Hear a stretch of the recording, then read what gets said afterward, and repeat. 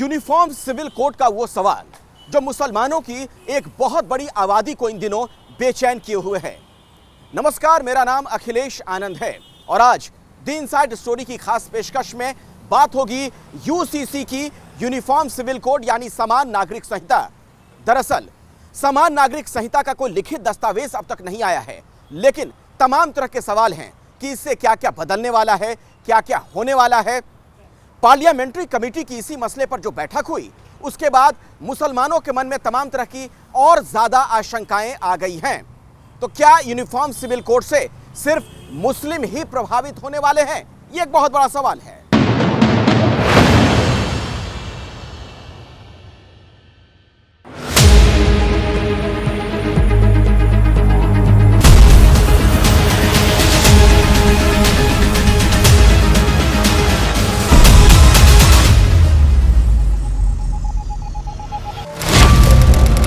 तारीख 3 जुलाई 2023, वक्त दोपहर के करीब 2 बजे, संसद भवन, दिल्ली। पावर सेंटर में चहल पहल तेज थी।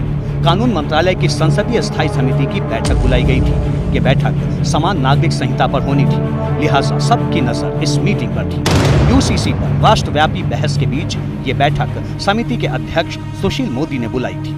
31 सदस्यीय समिति के सदस्यों का आना शुरू हो गया था। एक एक कर 17 सदस्य पहुंचे।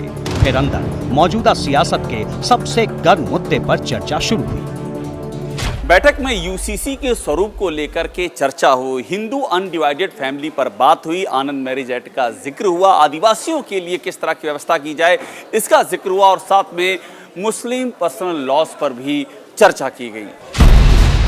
बैठक में बताया गया कि प्रस्तावित समान नागरिक संहिता को लेकर अब तक 19 लाख से ज्यादा सुझाव आए हैं। समिति के सदस्यों ने सरकार की मंशा पर सवाल उठाए। सूत्रों के मुताबिक सुशील मोदी की अध्यक्षता में हुई बैठक में यूसीसी को लेकर एक रिपोर्ट दिखाई गई। उसी के आधार पर जिक्र हिंदू यूनाइटेड फैमिली यानी HUF व्यवस्था की भी हुई। बताया जा रहा है कि समिति में ये बताया गया कि समान नागरिक संहिता आने पर HUF में कोई फर्क नहीं पड़ेगा, यानी HUF को यूसीसी से अलग रखा जा सकता है। अब जरा समझिए कि ये हिंदू अनडिवाइडेड फैमिली व्यवस्था क्या है। हिंदू अविभाजित परिवार का सीधा संबंध इनकम टैक्स से है। इसके लिए टैक्स की अलग अलग देनदारियां और छूट प्राप्त होती हैं। हिंदू अविभाजित परिवार किसी भी संहिताबद्ध कानून से बंधा नहीं है। आयकर अधिनियम 1961 के प्रावधानों के तहत एक अलग व्यक्ति के रूप में माना गया है। ये बड़े पहले यानी एल्डेस्ट फर्स्ट की अवधारणा पर काम करता है, यानी समान नागरिक संहिता लागू होने से हिंदुओं पर कोई फर्क नहीं पड़ेगा। जो संभावित बदलाव होना था उससे उसे दूर रखा जा सकता है। सूत्र बताते हैं कि बैठक में हिंदुओं से जुड़ा एक और मुद्दा उठा। यह मुद्दा था आदिवासियों का, जो एक देश एक कानून का विरोध कर रहा है। कुछ हद तक आदिवासी समुदाय आदिवासी प्रथाओं को मानता है, जो हिंदू प्रथाओं से बिल्कुल अलग है। सूत्रों के मुताबिक जब आदिवासियों का मुद्दा उठा तो इस बात का भी जिक्र हुआ कि पूर्वोत्तर राज्यों की सहमत के बगैर केंद्रीय कानून लागू नहीं होते हैं। यही वजह है कि आदिवासियों को इसमें रियायत देने की बात की गई। सूत्रों से पता चला है कि समिति के अध्यक्ष सुशील कुमार मोदी ने भी समान नागरिक संहिता से आदिवासियों को अलग रखने की हिमायत की। मतलब अगर यूसीसी लागू होता है तो उससे आदिवासी और उनकी प्रथा को बाहर रखा जा सकता है। ऐसा हुआ तो उनकी अपनी व्यवस्था पर कोई फर्क नहीं पड़ेगा। आदिवासियों को यूसीसी से बाहर रखने की चर्चा का सियासी मतलब समझिए। देश भर में करीब 10 करोड़ 50 लाख आदिवासी हैं। ये देश की आबादी में करीब 9% है। पूर्वोत्तर के राज्यों में 95% तक आदिवासी आबादी है। देश भर में एसटी के लिए लोकसभा की 47 सीटें रिजर्व हैं। 2019 में बीजेपी को 47 में से 31 सीटें मिली थी। सबसे अहम बात यह है कि राजस्थान, MP और छत्तीसगढ़ में इसी साल विधानसभा चुनाव होने हैं। सूत्रों के मुताबिक जब बैठक में यूसीसी के स्वरूप पर चर्चा हो रही थी, तब सिखों के विवाह व्यवस्था का मुद्दा उठा। ये मुद्दा एक सिख सदस्य ने उठाया। उनका मानना था कि यदि आनंद मैरिज एक्ट यूसीसी के अंतर्गत आ गया तो पंजाब में इसका बुरा असर होगा। इस पर आम बहस ये हुई कि इस चिंता पर व्यापक विचार किया जाना चाहिए, क्योंकि अगर यूसीसी लागू हुआ तो आनंद मैरिज एक्ट भी खत्म हो जाएगा। सूत्रों के मुताबिक समिति में इस पहलू पर भी चर्चा की बात कही गई है। 1909 का Anand marriage act British imperial legislative council ने पारित किया था। आनंद मैरिज एक्ट सिख समुदाय को विवाह कानूनों के तहत पंजीकरण कराने की इजाजत देता है। सिख धर्म के अनुसार विवाह को मान्यता देने के लिए आनंद की रस्म निभाई जाती है।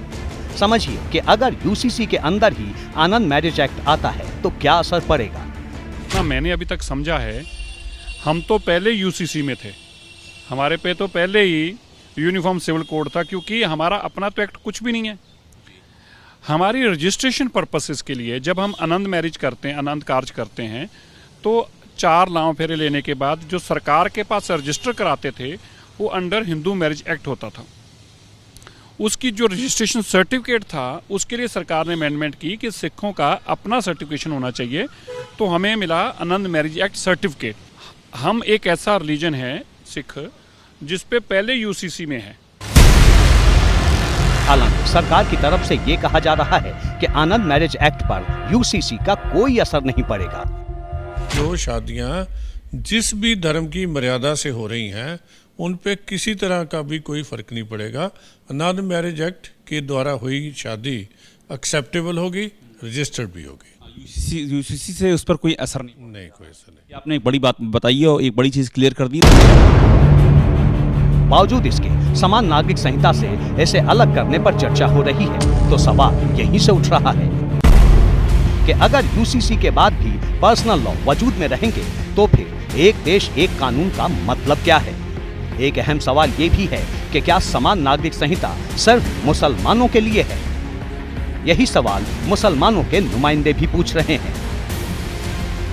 यकीनी तौर पे जो मुसलमानों के शरई कानून है, जो कुरान पाक में मुसलमानों को हिदायत दी गई हैं, उसमें ना तो मुसलमान इंटरफेरेंस चाहता है, और अगर आप इसको कर भी देंगे तो मुसलमान उसको मानने को तैयार नहीं है। अगर कोई भी आदमी ये कहता है कुरान उसके लिए अहमियत नहीं रखता, यूसीसी अहमियत रखता है, तो मैं समझता हूँ उसको इस्लाम को छोड़ देना चाहिए, वो कहीं और चला जाए। हकीकत में ये लोग मुसलमानों के लिए यूसीसी ला रहे हैं। उसकी वजह यह है सिखों को यूसीसी से बाहर, आदिवासियों को यूसीसी से बाहर, और बाकी दीगर कुछ लोग हैं उनको भी यूसीसी से बाहर रखा जा रहा है। तो फिर जाहिर सी बात है मुसलमानों को यूसीसी के अंडर लाना चाहते हैं। ऐसा क्यों भाई? दरअसल यूसीसी को लेकर अचानक ही सुझाव मांगे जाने के बाद से ही इस बात की चर्चा शुरू हो गई है कि ये वोट बटोरने का यंत्र है। खासकर मोदी विरोधी पार्टियों के नेताओं का सीधा सीधा इल्जाम है कि जिस तरह 2024 के चुनाव से पहले यूसीसी को लागू करने की तैयारी है, इससे सत्ताधारी पार्टी की मंशा सवालों में है।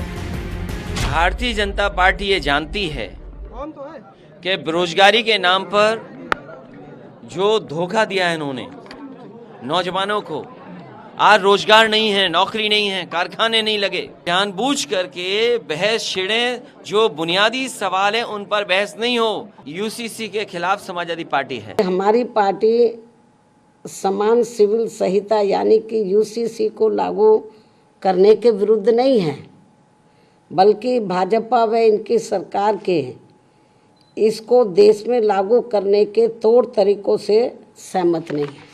इसकी आड़ में इनकी संकीर्ण स्वार्थ की राजनीति ज्यादा देखने को मिल रही है। देखिए, बड़ा कंफ्यूज है देश। हमने कहा सैद्धांतिक रूप से हम इसको सपोर्ट करना चाहते हैं, धारा 44 में लिखा हुआ है। दूसरी बात, एक राज्य में यूसीसी का कोई ड्राफ्ट आ गया, आप कह रहे हैं वही पूरे देश में लागू होगा। कल तक जब तक आपको पता नहीं था आप गोवा का यूसीसी लागू करा रहे थे, आज आप कह रहे हैं उत्तराखंड का यूसीसी लागू करेंगे। अरे भैया, पूरे देश की बात अगर आप कर रहे हो, यूनिफॉर्म सिविल कोड की बात कर रहे हो, तो आप सामने आकर बताइए। हालांकि बीजेपी के नेता इन आरोपों को सिरे से खारिज करते हैं। केरल के राज्यपाल आरिफ मोहम्मद खान तो यूसीसी को जरूरी बता रहे हैं। यूसीसी तो ठीक है, डायरेक्टिव प्रिंसिपल है, लेकिन फंडामेंटल राइट क्या कहते हैं? फंडामेंटल राइट कहते हैं विधि के समक्ष समता, equality before law and equal protection of the law. विधि का समान संरक्षण, ये कैसे संभव है कि एक ही परिस्थिति में एक हिंदू औरत को न्याय जो मिलेगा वो अलग होगा, एक मुस्लिम औरत को अलग होगा, एक क्रिश्चियन औरत को अलग होगा? ये कैसे कोई सभ्य समाज इसको स्वीकार करेगा? मुझे आप ये बताइए। मोदी सरकार भी यही चाहती है। यही वजह है कि 14 जून को अचानक ही विधि आयोग ने समान नागरिक संहिता पर देश से सुझाव मांगा था। यूसीसी पर लाखों की तादाद में सुझाव आए हैं। 3 जुलाई को कानून मंत्रालय की संसदीय स्थायी समिति ने पहली दफा बैठक कर इस पर सियासी दलों से भी सुझाव मांगे हैं, जिसमें कुछ पर्सनल लॉ को यूसीसी से बाहर रखने की पैरवी की गई है। सरकार विरोधी पार्टियों ने सारे हिस्सेदारों से चर्चा कर इसे लागू करने की मांग की। सभी सुझावों पर रिपोर्ट तैयार की जा रही है। मुझे लगता है इसमें कई पार्टियां भाजपा का समर्थन करेगी, यूनिफॉर्म सिविल कोड का समर्थन करेंगे और ऐसे पूरे देश को एक गठबंधन में बनाने के लिए जो प्रयास है वो सराहनीय है और उसके लिए क्रॉस पार्टी सपोर्ट भी हमें मिलेगा। जाहिर है कि सरकार समान नागरिक संहिता पर आगे बढ़ चुकी है। चर्चा ये भी है कि मॉनसून सत्र में ही मोदी सरकार यूसीसी पर बिल ला सकती है। ये बीजेपी के घोषणा पत्र का कोर मुद्दा है, जिसे 24 के चुनाव से पहले लागू करने की चर्चा चल रही है। लेकिन इस बिल से आखिर मुसलमानों को डर क्यों है? वो कौन से सवाल हैं जो कि यूसीसी को लेकर मुसलमानों को परेशान कर रहे हैं? ये बताएंगे आगे।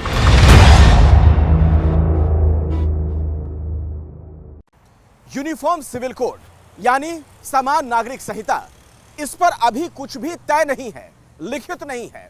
रायशुमारी का दौर चल रहा है, बैठकों का दौर जारी है, लेकिन जज्बाती पॉलिटिक्स की आड़ में वोटों की फसल काटने का खेल शुरू हो चुका है। नेताओं की एक ऐसी जमात है जिसने मुसलमानों को डराना शुरू कर दिया है। दरअसल मुसलमानों को डराकर एक खास वोट बैंक को साधने का प्रयास चल रहा है। किस तरीके से यूसीसी की आड़ में राजनीति का गंदा खेल शुरू हो गया है, इसे भी जरा आप समझिए।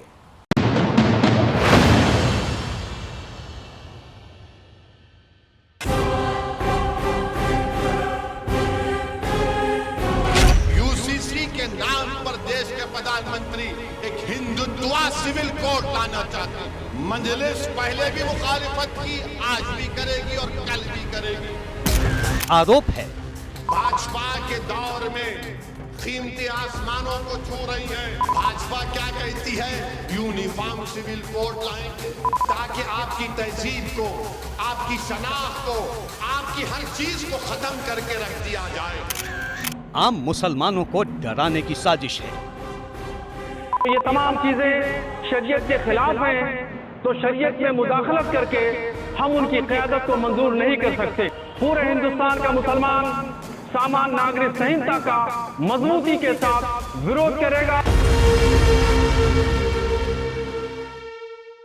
अभी सिर्फ बैठकों का दौर चल रहा है, अभी सिर्फ चर्चा चल रही है, लेकिन मजहबी सियासत के चमकते चेहरों ने अभी से मोर्चाबंदी शुरू कर दी है।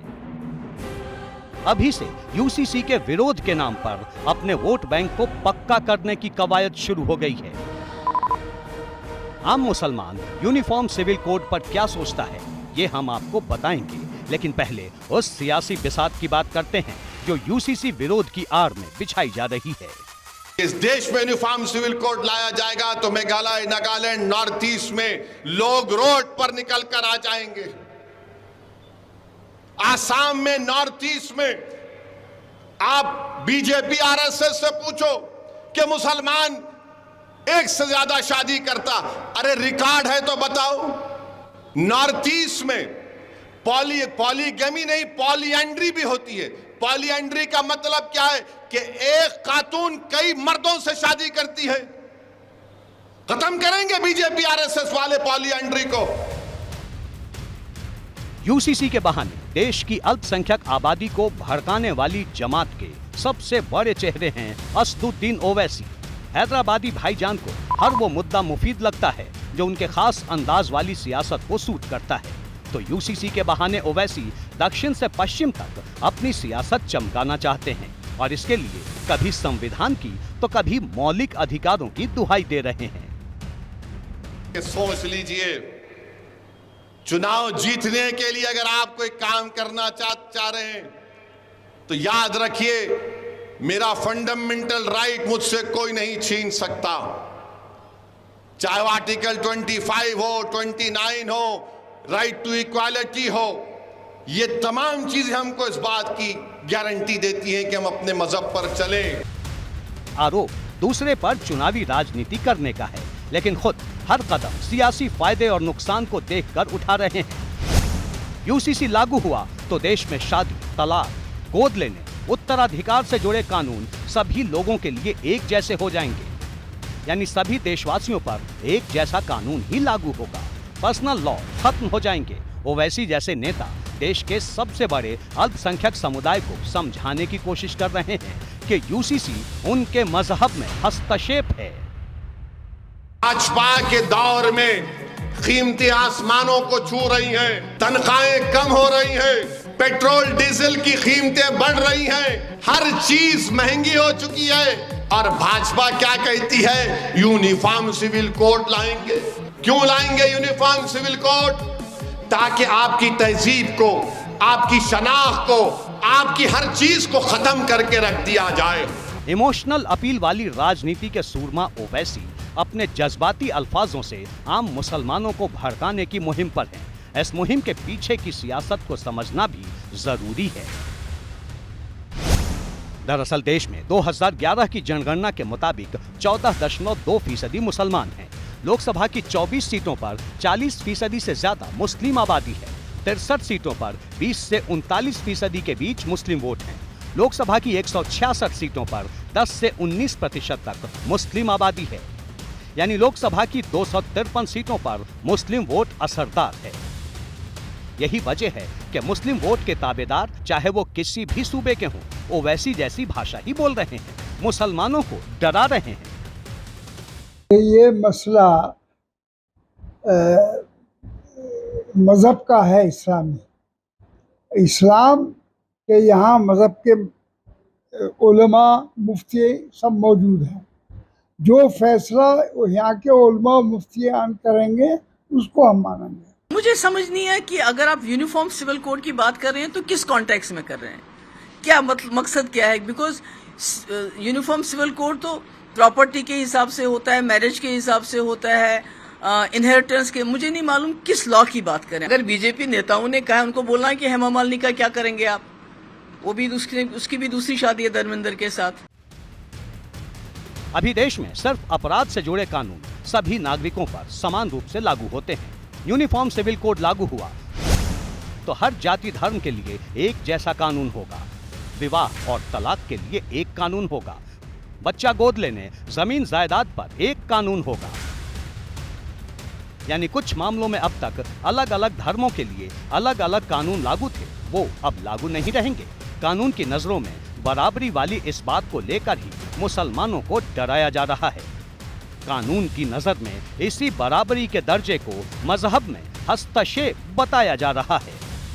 गुजरात में 25 साल से वो लोग विराजमान हैं, बागडोर उनके हाथ में है। हमें बताया जाए कि गुजरात में यूनिफॉर्म सिविल कोड लागू क्यों नहीं किया गया? क्यों नहीं बता रहे कि आदिवासियों को हम उनके लिए क्या कानून लाएंगे? ये तमाम चीजें शरीयत के खिलाफ हैं, तो शरीयत में मुदाखलत करके हम उनकी क़यादत को मंजूर नहीं कर सकते। और जितना भी मुमकिन होगा कानून के दायरे में पूरे हिंदुस्तान का मुसलमान सामान्य नागरिक संहिता का मजबूती के साथ विरोध करेगा। सामान्य नागरिक संहिता मंजूर नहीं है, मंजूर नहीं है। ये शरीयत में सीधे सीधे मुदाखलत है। यूसीसी लागू हुआ तो सबसे ज्यादा बदलाव महिलाओं के अधिकारों को लेकर होगा। महिलाओं को मर्दों के बराबर हक मिलेंगे। महिलाओं को तलाक का अधिकार मिल सकता है। लड़कियों की शादी की उम्र बढ़ाई जा सकती है। बहुविवाह पर पूरी तरह से रोक लगाई जा सकती है। हलाला और इद्दत जैसी प्रथा पर रोक लग सकती है। मुस्लिम महिलाओं को भी गोद लेने का हक मिल सकता है, यानी आधी आबादी को पहले से ज्यादा अधिकार मिलेंगे। इस्लामी कानून का जानकार कहते हैं वो इंसानों के लिखे हुए उस कानून को जो बादशाहों की जरूरत पूरी करने के लिए लिखा गया था, उसे उन्होंने नाम दे दिया शरीयत, खुदा का कानून। कुरान अपने आप को शरीयत कहता है, इंसानों के लिखे हुए कानून को शरीयत नहीं मानता है। यूनिफॉर्म सिविल कोड का होना बहुत ज़रूरी है, जहां सारे कानून हम सबके लिए एक जैसे। अगर मर्डर की सज़ा सामने वाले के लिए फांसी है तो वो हमारे लिए भी है। तो क्यों ना इसे शादी और तलाक पे भी लागू करा जाए। लेकिन आधी आबादी को मिलने वाले बराबरी के अधिकार चंद लोगों की आंखों में चुभ रहे हैं। मौलानाओं की सोच से प्रभावित ये लोग अब भी शरिया कानून की आड़ में महिलाओं को दकियानूसी रिवाजों में कैद रखना चाहते हैं और यही लोग ओवैसी से लेकर महबूबा मुफ्ती तक के निशाने पर हैं। कानून बनेगा, एक निकाह से ज़्यादा निकाह नहीं हो सकता है, क्या ये कबूल है? हम तो अपने दीन के साथ चलेंगे जी, जो दीन कह रहा है वो ही कबूल है, जो दीन के हटके है वो हमें कबूल नहीं है। बहरहाल शरीयत के ख़िलाफ़ जो भी चीज़ है वो हमें मंजूर नहीं है और ये जो क्या नाम शादी वाला मसला है ये भी शरीयत के ख़िलाफ़ है, तो ये भी मंजूर नहीं है। जो इस्लाम ने एक बार कह दिया तो वो है, इस्लाम के खिलाफ है। और ये कहा जाता है कि इद्दत भी खत्म की जाएगी। नहीं, इद्दत कैसे खत्म कर जाएंगे? जो इस्लाम ने एक बार कह दिया तो वो कैसे खत्म हो जाएगी? अजी जब से दुनिया बनी, जब से कानून बनते हुए आ रहे हैं, जो जब तक दुनिया रहेगी तो कानून बनते रहेंगे। जो ऊपर वाला चाहेगा वो होगा, किसी के हर धर्मी से कुछ नहीं होगा। अभी यूसीसी के प्रावधान सामने नहीं आए हैं, अभी सिर्फ चर्चा का दौर ही चल रहा है। अभी लॉ कमीशन ने लोगों से राय मांगी है। इस राय के आधार पर लॉ कमीशन आगे का रुख इख्तियार करेगा, लेकिन चंद लोग अभी से अपनी डफली अपना राग गाने लगे हैं। ऐसे ही लोगों को इन मौलाना ने नेक सलाह दी है। हैरत की बात है कि इस मुल्क में जहां हर 4 कोस पर बोली बदल जाती है और हर 4 कोस पर प्रथा बदल जाती है, रस्म बदल जाता है, रिवाज बदल जाता है, ट्रेडिशन बदल जाता है, वहां यूनिफॉर्म सिविल कोड की बात अगर की जा रही है तो आप ही क्यों परेशान हैं? सब लोग परेशान होंगे, जब होंगे तो देखा जाएगा, है ना? मुसलमान सबसे पहले क्यों परेशान हो जाए? यूसीसी के नाम पर मुसलमानों को डराने वाली ये जमात पूरे एक्शन में है। आने वाले दिनों में जैसे जैसे यूसीसी को लेकर सरगर्मी बढ़ेगी, वैसे वैसे डराने वाले गिरोह की जुबानी तल्खी भी बढ़ती जाएगी। समान नागरिक संहिता पर जारी चर्चा के बीच सबसे ज्यादा जो बहस हो रही है वो उत्तराखंड के यूसीसी मॉडल की। इसका जो ड्राफ्ट तैयार किया गया है, दरअसल उसमें है क्या, स्पष्ट तौर पर अभी नहीं कहा जा सकता। लेकिन आपको मैं बता दूं कि पुष्कर सिंह धामी जो कि वहां के मुख्यमंत्री हैं, वो भी, और यूसीसी ड्राफ्ट कमेटी की चेयरपर्सन भी गृह मंत्री अमित शाह से लेकर प्रधानमंत्री नरेंद्र मोदी से मिल चुके हैं। तो एक सवाल यह भी है, क्या उत्तराखंड का यूसीसी मॉडल एक नजीर बनने वाला है?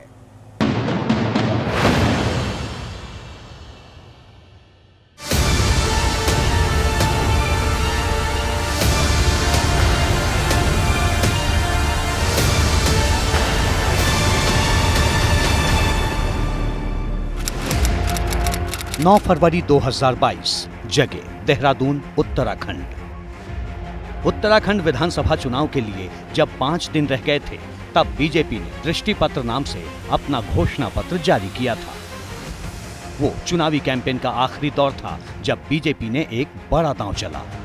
आखिरी वक्त में उत्तराखंड में समान नागरिक संहिता लागू करने का वादा करके नया एजेंडा सेट कर दिया।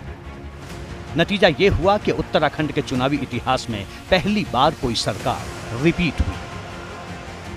उत्तराखंड चुनाव के रिजल्ट को बीजेपी यूनिफॉर्म सिविल कोड पर एक रेफरेंडम मानती है। लिहाजा सरकार की वापसी के करीब 1.25 साल में सीएम पुष्कर सिंह धामी का पूरा जोर यूनिफॉर्म सिविल कोड का खाका तैयार करवाने में लगा रहा। सीएम पद की शपथ लेने के करीब 2 महीने बाद ही धामी ने समान नागरिक संहिता के लिए विशेषज्ञ समिति बनाने का फैसला किया। यूनिफॉर्म सिविल कोड के लिए 5 सदस्यों की एक्सपर्ट कमेटी बनाई गई। जस्टिस रिटायर्ड रंजना प्रकाश देसाई को उस कमेटी का अध्यक्ष बनाया गया। करीब साल भर की माथापच्ची के बाद यूनिफॉर्म सिविल कोड वाली उत्तराखंड की एक्सपर्ट कमेटी उस बिल का ड्राफ्ट तैयार कर चुकी है। दावा किया जा रहा है कि यूसीसी कमेटी ने 2,35,000 लोगों की राय ली है। इसके अलावा विभिन्न धार्मिक संगठनों से भी बात की गई है।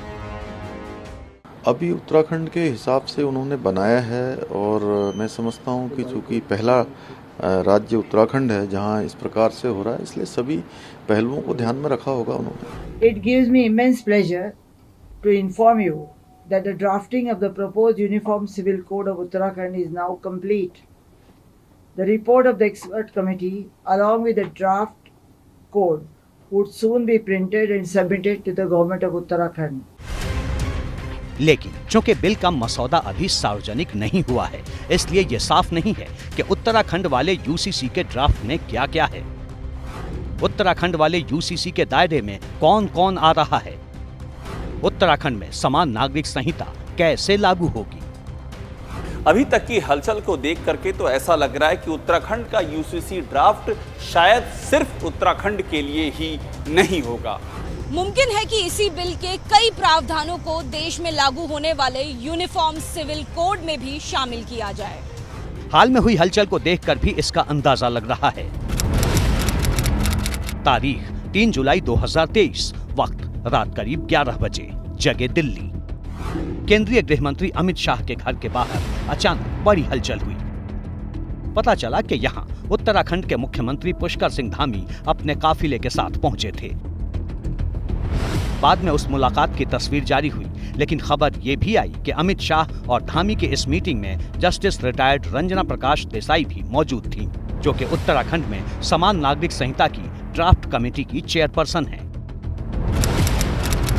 तारीख 4 जुलाई 2023, जगह दिल्ली। उत्तराखंड के CM Pushkar Singh Dhami UCC draft committee की अध्यक्ष जस्टिस रिटायर्ड रंजना प्रकाश देसाई के साथ प्रधानमंत्री नरेंद्र मोदी से मुलाकात करने पहुंचे। बताया जा रहा है कि इस मीटिंग में भी यूसीसी को लेकर ही बात हुई। तो कुछ ही घंटों के भीतर धामी की केंद्रीय गृह मंत्री से लेकर प्रधानमंत्री मोदी तक से हुई इन मुलाकातों के मायने खास हैं। इससे ये भी अनुमान लग रहा है कि यूसीसी पर सरकार जल्द आगे बढ़ने के मूड में है। हम बहुत देर भी नहीं करेंगे और जल्दबाजी में जो है ऐसा काम भी नहीं होगा कि जो है कि कोई ऊपर का नीचे हो जाए, इसलिए बहुत सोच समझ कर उस पर काम होगा। उत्तराखंड में ऐसा काम होगा कि आगे चलकर वो सब जगह चलेगा। पीएम साहब देखिए, चूँकि उनको सभी इसके प्रावधानों के बारे में और उनकी सोच ही है कि देश के अंदर ये लागू होना चाहिए, और उन्होंने स्वयं ही अपने वक्तव्य में कहा है, इसलिए उनको अधिकांश चीज़ों की सबकी जानकारी है। इस हलचल के बीच अब सवाल ये उठता है कि क्या यूसीसी का उत्तराखंड वाला मॉडल पूरे देश की नजीर बनेगा? क्या उत्तराखंड वाले ड्राफ्ट के प्रस्ताव देश में लागू होने वाले यूसीसी में शामिल किए जाएंगे? उत्तराखंड के मुख्यमंत्री की कल देर रात हुई केंद्रीय गृह मंत्री अमित शाह से मुलाकात और आज हो रही है प्रधानमंत्री से मुलाकात, ये इस बात की ओर भी इशारा कर रहे हैं या सवाल खड़े कर रहे हैं कि क्या उत्तराखंड का जो ड्राफ्ट है वही देश में, अगर यूनिफॉर्म सिविल कोड का कानून के लिए बिल आता है तो वही ड्राफ्ट होगा? क्या उत्तराखंड का जो कानून बन सकता है यूनिफॉर्म सिविल कोड को लेकर के, वो देश का कानून भी कुछ उसी तर्ज पर बनेगा? तो जैसे संकेत मिल रहे हैं उससे तो यही लग रहा है कि शायद उत्तराखंड वाला यूसीसी मॉडल एक नजीर बन सकता है। अगर ऐसा हुआ तो Pushkar Singh Dhami uniform civil code के नए चैंपियन हो जाएंगे। यूनिफॉर्म सिविल कोड को लेकर सरकारी स्तर पर इतनी हलचल क्यों है? आखिर सरकारी महकमे में भी इस तरीके की हलचल क्यों नजर आ रही है? क्या 2024 के चुनाव का मोदी सरकार इसके जरिए कोई एजेंडा सेट करना चाहती है? आखिर सरकार का इरादा क्या है? सवाल तो यह भी खड़े हो रहे हैं कि क्या यूनिफॉर्म सिविल कोड 2024 के चुनाव के लिए मोदी सरकार की हैट्रिक का सिर्फ एक ट्रिक है?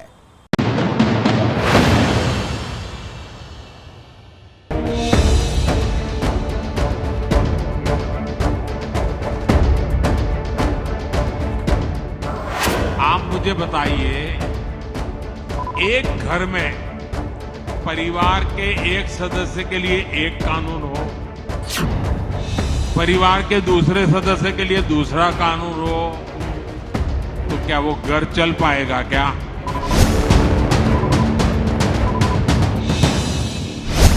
ये सिर्फ एक बयान भर नहीं था, ये समान नागरिक संहिता को लेकर सरकार की तैयारी का अब तक का सबसे बड़ा संकेत था।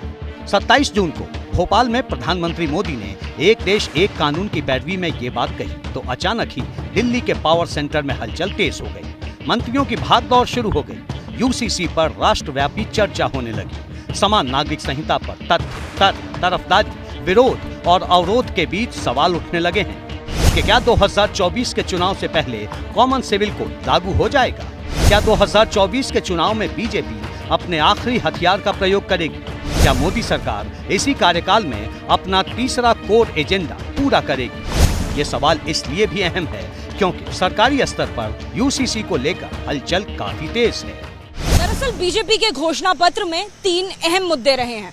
पहला राम मंदिर, दूसरा कश्मीर से अनुच्छेद 370 का खात्मा और तीसरा एक देश एक कानून यानी कॉमन सिविल कोड लागू करना। 2 मुद्दों को मोदी सरकार ने अपने इसी कार्यकाल में निपटाया है। कश्मीर से अनुच्छेद 370 हट चुका है, राम मंदिर बन रहा है, अब कॉमन सिविल कोड की बारी है।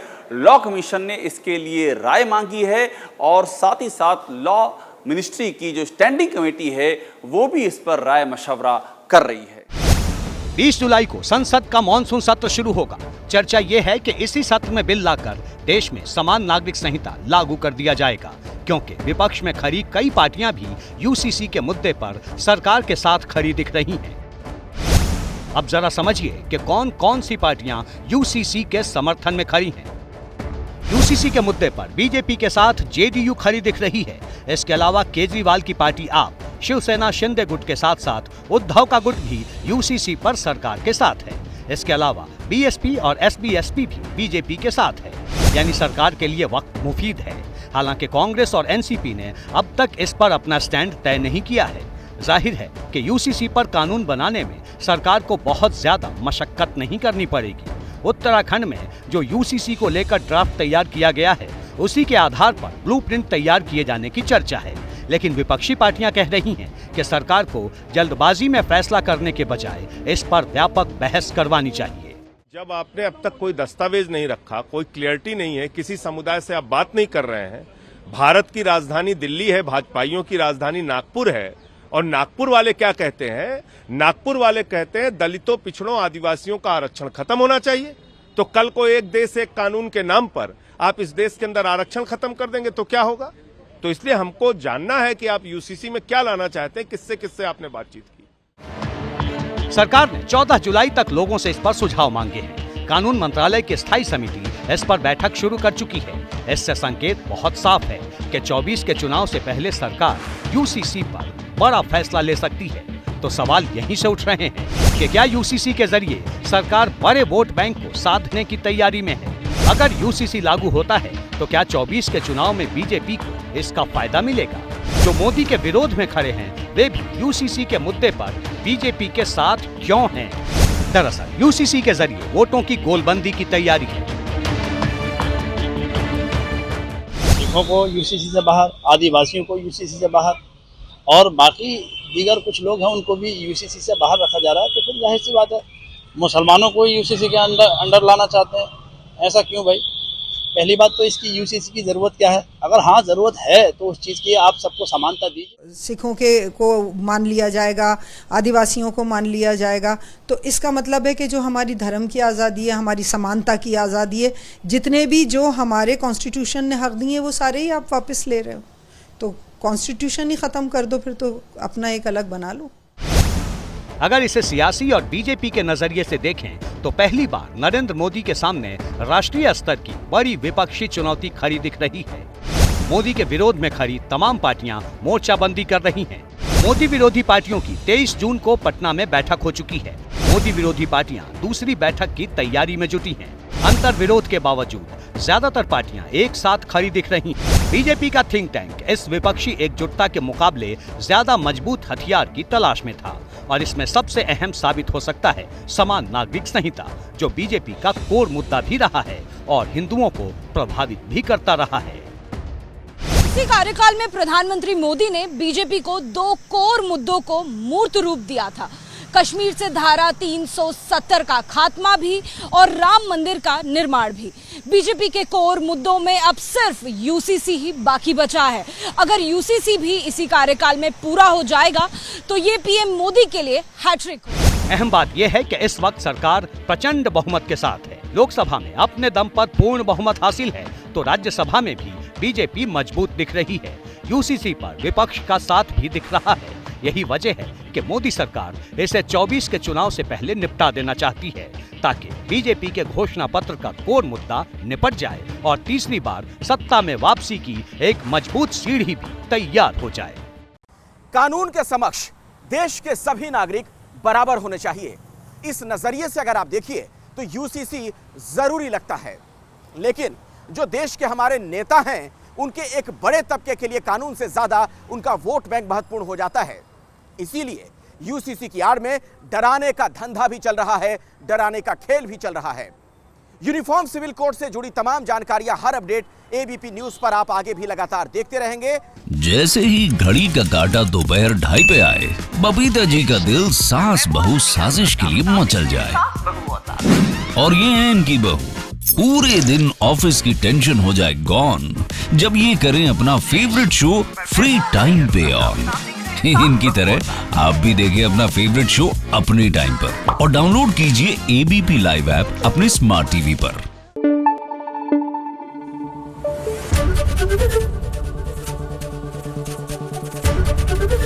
एबीपी न्यूज आपको रखे आगे।